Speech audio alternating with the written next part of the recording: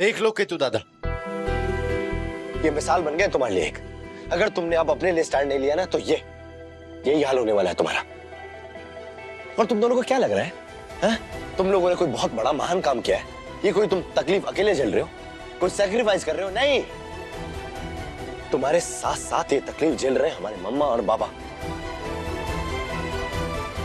अरे कुछ नहीं होने वाला है ये बुज़दिल बन के। अपने लिए स्टैंड लो, बात करो अपने लिए यार। अरे मेरे भाई, हम तुम्हारी बात मान रहे हैं, हम समझ रहे हैं सब, और इन्हें देख के सीख भी ले रहे हैं। ना हमें ना इनमें हिम्मत है पापा के सामने जाके और ये कहने की कि पापा हम किसी से प्यार करते हैं। अरे मार देंगे यार हमें वो। अरे तुम्हारी इस बुज़दिली की सजा ना तुम्हारे साथ साथ वो लड़की भी झेलेगी जो तुमसे प्यार करती है। तुम अकेले नहीं झेलोगे। तुम्हें क्या लग रहा है मधुरे तो कर ली किसी और से जाके शादी, नर्मदा भाभी कर पाएंगी? नहीं। अरे दादा ये सही नहीं है, किसी लड़की से झूठे प्यार के वादे करना, उसको लटका के रखना। गलत कर रहे हो आप ये बहुत उनके साथ। केतु केतु मेरे भाई मेरी बात सुनो। एक भाई को तो हम ऐसे तकलीफ में देख रहे हैं टूटते हुए, तुम्हें नहीं देखना चाहते यार। हम दोनों भाइयों से बहुत प्यार करते हैं। तुम कहो ना तो हम जाके बाबा से बात करेंगे, वो मारेंगे पीटेंगे गलियाएंगे, हम सब सह लेंगे। अरे नहीं यार, ये तो वही बात हो गई ना कि हम खुद कसाई के पास जाएं और उससे ये ना बोलें कि हमें काट दो, बल्कि तुम हमारी साइड से बोलो कि केतन को हलाल कर दो। कैसी बातें कर रहे हो? बाप है हमारे। जब तुम्हारे भाई मुंह भर भर के उल्टे कर रहे थे ना, तुम 2 कदम पीछे हट के खड़े हो गए थे। लेकिन उस इंसान ने 1 इंच भी ना तो अपना मुंह पीछे किया ना अपना कंधा पीछे किया, चाहे कितनी उल्टे उनके ऊपर गिरती रही। बाप होने का फर्ज निभा रहे थे वो। बच्चे हैं हम, उनके औलाद हैं। तुम्हें क्यों लगता है कि वो हमारी बात नहीं सुनेंगे? सारी जिंदगी उन्होंने लोगों के ताने सुने, लेकिन बाप होने के फर्ज से वो कभी पीछे नहीं हटे। तुम एक बारी बात तो करके देखो।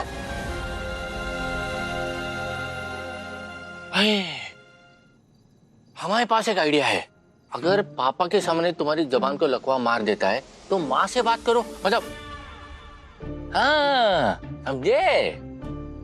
अरे मेरे भोले मामा, जब पापा की बात आती है ना तो माँ उन्हीं की साइड लेती है, हमारी साइड कोई नहीं लेता। अच्छा ठीक है यार, अगर तुम लोगों ने ये सोच लिया है ना तो तुम लोग जलाओ अपना खून। मैं क्यों अपना खून जलाऊं? बाहर में जाओ तुम दोनों के दोनों।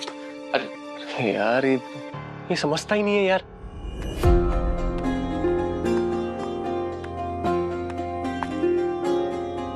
अबे वो कॉकरोच, एक वीडियो भेजिए, देखो जरा। तुम्हारा भाई चलने की हालत में नहीं है। हाँ देखो ना, तुम्हारा लौंडा शराब पीकर शराब के नशे में धुत यहाँ रास्ते पर पड़ा है। बताओ कि तुम्हारी फैमिली कितनी महान है। आया बड़ा हमारे पापा के संस्कारों का बीड़ा उठाने।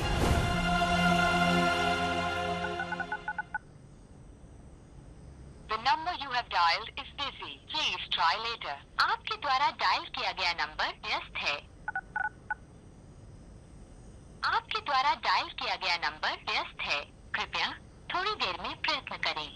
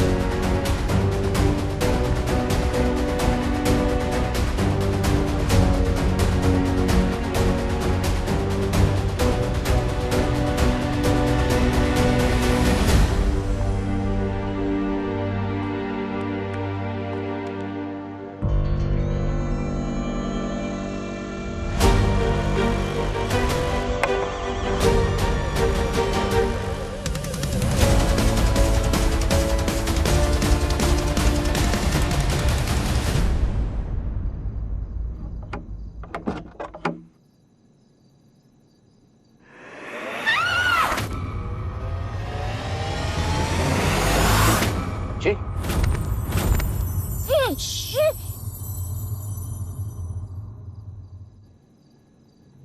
सिर्फ बात करनी है तुमसे।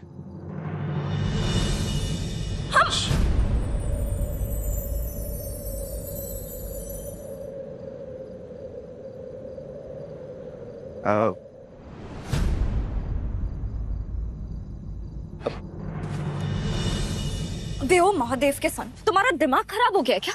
ये चोरी छुपे हमारे घर में घुस आए हो, मेरे रूम में आ गए। पागल हो तुम? चोरी से आए हैं लेकिन चोरी करने नहीं आए।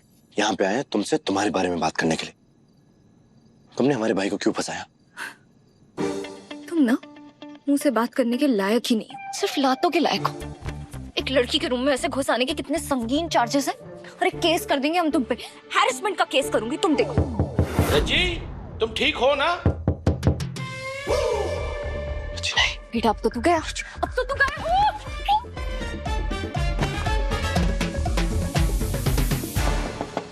रज्जी, दरवाजा खोलो।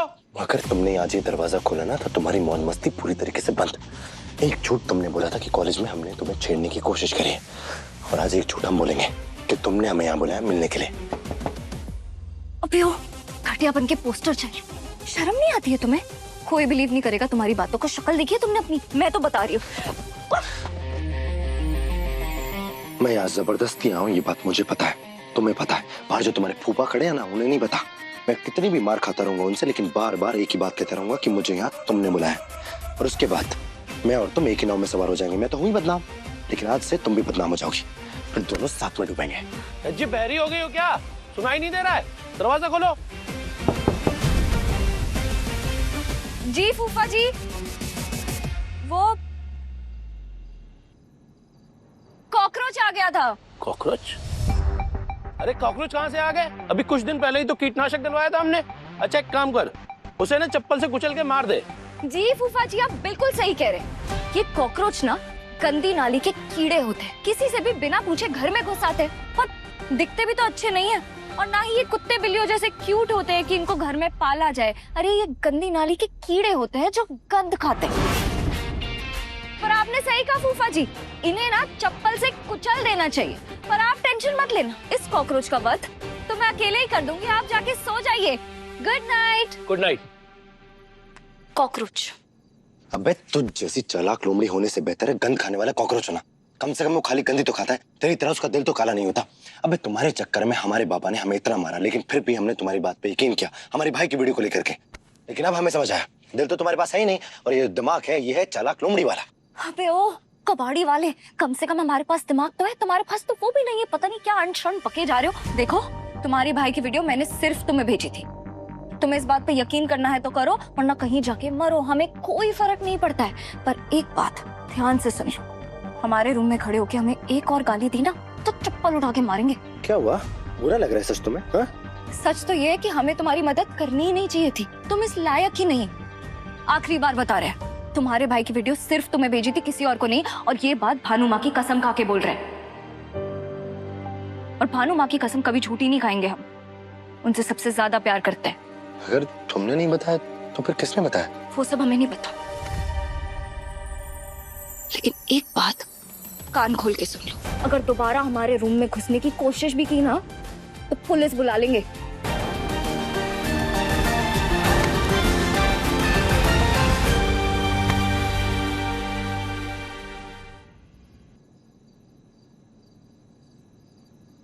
आशु सो गया? माँ, हाँ अभी 10 मिनट ही हुए सोए हुए। उठ जाए तो उसे ये नींबू पानी पिला देना। ठीक है माँ। और अगर नहीं उठा ना तो ठीक है, कोई बात नहीं, सोने दो उसको। एक बात पूछनी थी। जी पूछिए। तुम्हारे पापा को लगता है कि घर में कुछ ऐसा चल रहा है जो उनसे छुपाया जा रहा है, क्या ये सही है?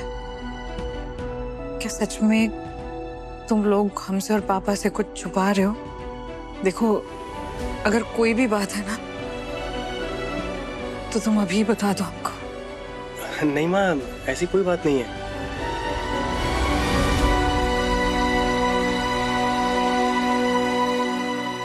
धीरू कहाँ है?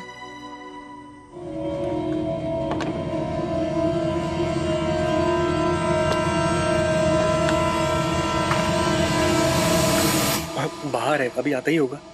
इस वक्त बाहर?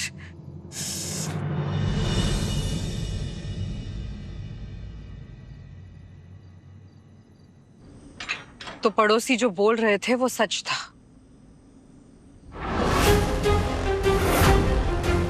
उस दिन जब जीजी ने कहा तो हमें उन पर भरोसा नहीं हुआ, लेकिन आज तुम्हें ऐसे देख लग रहा है कि जीजी सच बोल रही थी।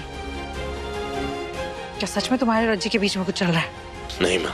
अच्छा, तो इतनी रात को अपनी नानी से कहानियां सुनने गए थे? अगर हम आपको सच बताएंगे, यकीन करेंगे आप हमारी बात पे? धीरज, एक टांग पर खड़े रहकर तुम्हारी हर बात मानी है हमने। अब ऐसा क्या हो गया जो नहीं मानेंगे? हाँ माँ, हम रज्जी से मिलने गए थे, लेकिन वजह कुछ और थी। धीरू, तुम्हारे बाबा नहीं चाहते कि तुम लोग कोई ऐसी हरकत करो कि घर पर मुसीबत आए और तुम होके सीधा मुसीबत के घर में घुस गए। नहीं नहीं नहीं नहीं माँ, हम मुसीबत के घर नहीं गए थे। हम तो वहां इसलिए गए थे ताकि मुसीबत हमारे घर ना आ सके। माँ, आप एक बात मुझे बताइए, आपको क्या लगता है कि ये बात हमें कैसे पता चली कि हमारे भाई कहीं पे शराब के नशे में पड़े हुए हिचकोलियां खा रहे हैं? ये देखिए, ये वीडियो हमें रज्जी ने भेजा था और उसने कहा था कि जाकर के आशु दादा को बचा लो। उसने वादा भी किया था कि ये बात वो किसी को नहीं बताएगी। वो ये सब इसलिए कर रही थी क्योंकि उसे इस बात का गिल्ट था कि उसकी वजह से हमें इतनी मार पड़ी थी। वो हिसाब बराबर करना चाहती थी। लेकिन जैसे ही हम आशु दादा को लेकर के वापस आ रहे थे, हमने देखा कि भानु मौसी पहले से यहाँ पे दिवाली मना रही है। हमें समझ आ गया कि उसने हमसे झूठ बोला है। हम यही बात उससे पूछने के लिए गए थे माँ, कि उसने ऐसा क्यों किया हमारे साथ। पर रज्जी ने भानु मासी को इस बारे में नहीं बताया था। माँ, अब तो आपको हम पे भरोसा हुआ। भरोसा हो जाएगा अगर तुम हमें सच सच बताओगे कि आशु की आज ये हालत क्यों हुई। और हम ये भी जानते हैं धीरू कि तुम सब जानते हो कि आशु के जीवन में क्या हो रहा है।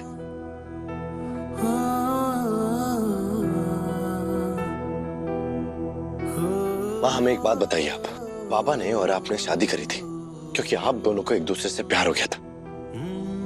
फिर बाबा ने हम लोगों से एक कसम क्यों खिलवाई? इतना सख्त फैसला लेने के लिए उनके पास ठोस वजह है। क्या उनकी नजरों में उनकी वजह पूरी तरीके से सही है?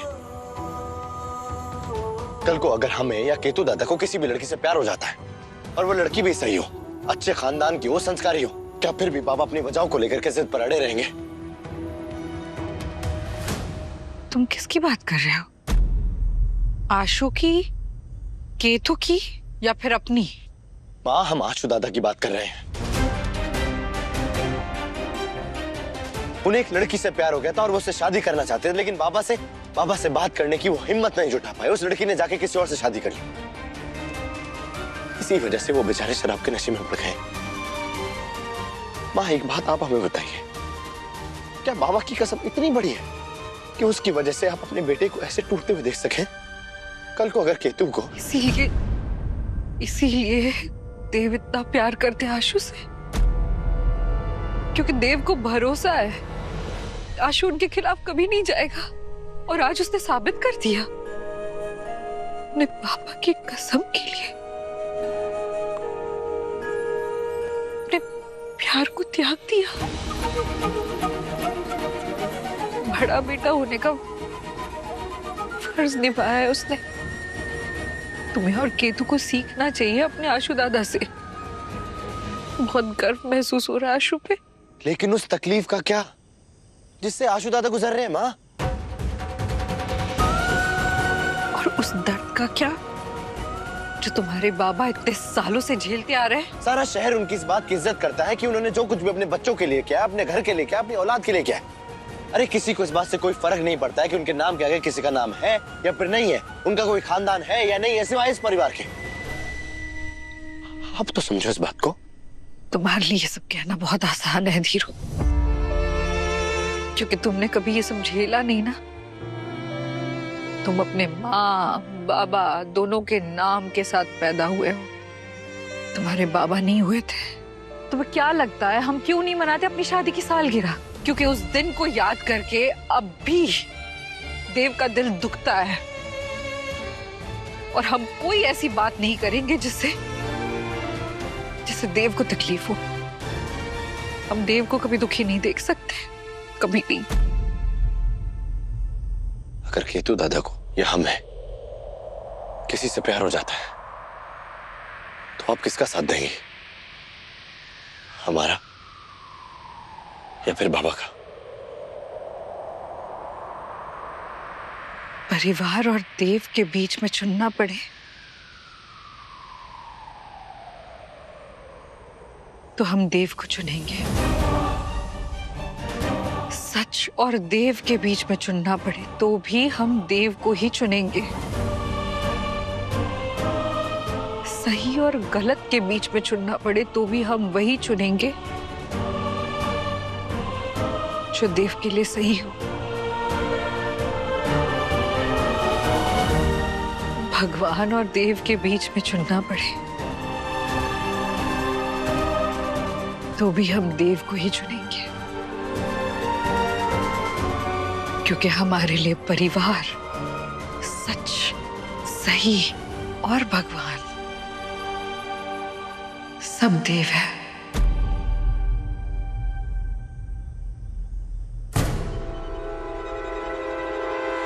लेकिन आज हम तुम्हें चुनेंगे। तुम्हारे बाबा को नहीं बताएंगे कि तुम सीमा रेखा पार कर भानुजी जी के घर गए थे, समझे?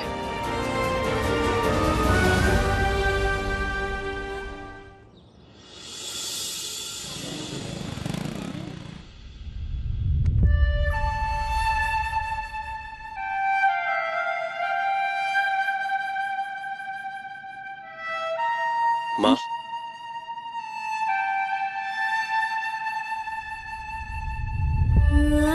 शायद वो लड़की तुम्हारे लिए सब कुछ थी आशु, इसलिए उसके जाने पर अपनी ऐसी हालत कर दी तुमने। लेकिन एक बात पता है बेटा, बच्चों की फिक्र जितनी माँ बाप को होती है ना, उतनी और किसी को नहीं होती। कल रात तुम्हारे पापा और हमको बहुत तकलीफ हुई।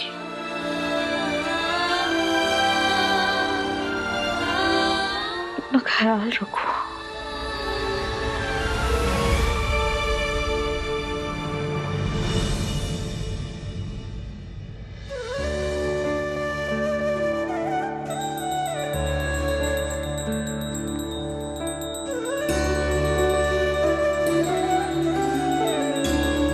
केतु,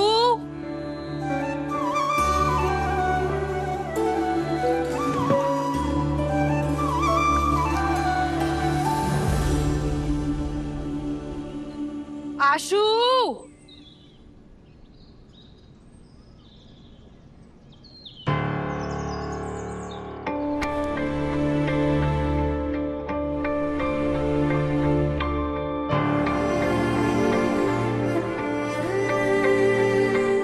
बेटू, तीनों को लेके यहाँ आओ।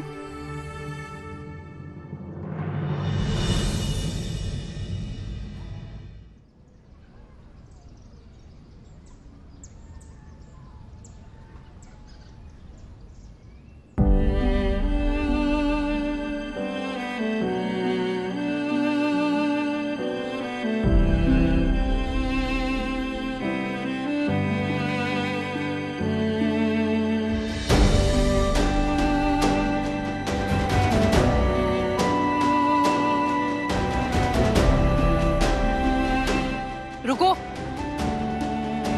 वापस आओ।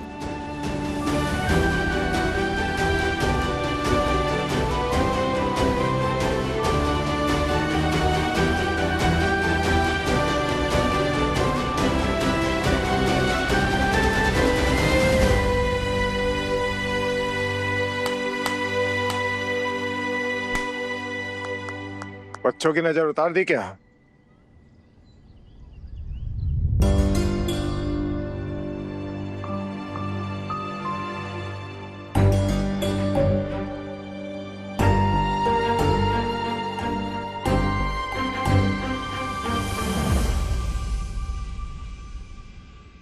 गाय का ताजा दूध लाए हैं आप सबके लिए, पी लीजिए और नहा धोकर तैयार हो जाइए। नए कपड़े भी हैं, वो देखिए वहां तख्त पे पड़े हैं।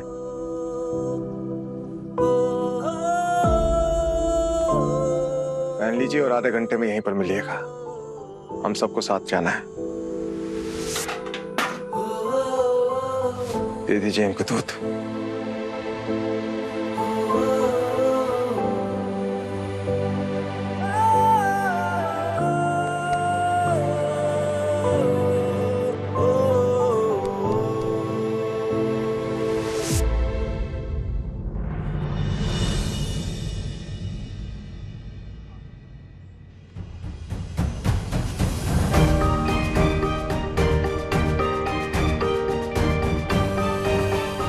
अब ये कौन सा नया कांड करने वाले हैं माँ और बाबा?